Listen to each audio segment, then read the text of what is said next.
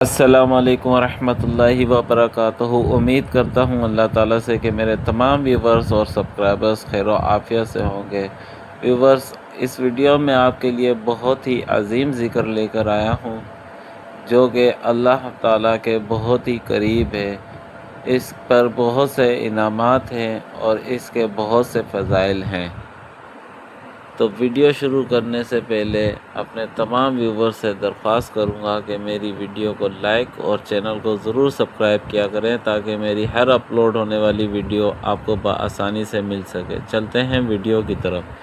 سبحان اللہ و بحمدہ سبحان اللہ العظیم۔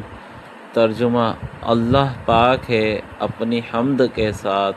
اللہ پاک ہے جو بہت عظمت والا ہے۔ جو شخص کثرت سے سبحان اللہ و بحمدہ سبحان اللہ العظیم پڑھتا ہے، اللہ تعالیٰ اس کے گناہوں کو معاف فرماتا ہے، دل کو سکون دیتا ہے اور میزان اعمال میں بھاری اجر عطا فرماتا ہے۔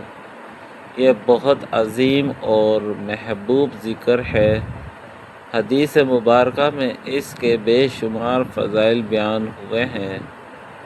اس ذکر کے فضائل: نمبر 1، اللہ تعالیٰ کو بہت محبوب ہے۔ یہ کلمات اللہ تعالیٰ کو بہت پسند ہیں اور بندے کو اللہ کے قریب کرتے ہیں۔ سبحان اللہ۔ نمبر 2، گناہوں کی معافی۔ حدیث میں آتا ہے کہ جو شخص سبحان اللہ و بحمدہ کثرت سے پڑھتا ہے، اس کے گناہ معاف کر دیے جاتے ہیں، چاہے سمندر کی جھاگ کے برابر ہوں۔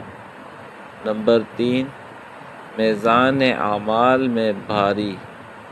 قیامت کے دن یہ ذکر نیکیوں کے ترازو میں بہت وزنی ہوگا۔ سبحان اللہ۔ نمبر 4، دل کو سکون ملتا ہے۔ اللہ کا ذکر پریشانی، بے چینی اور غم کو کم کرتا ہے اور دل میں اطمینان پیدا کرتا ہے۔ نمبر 5، جنت میں درخت لگتے ہیں۔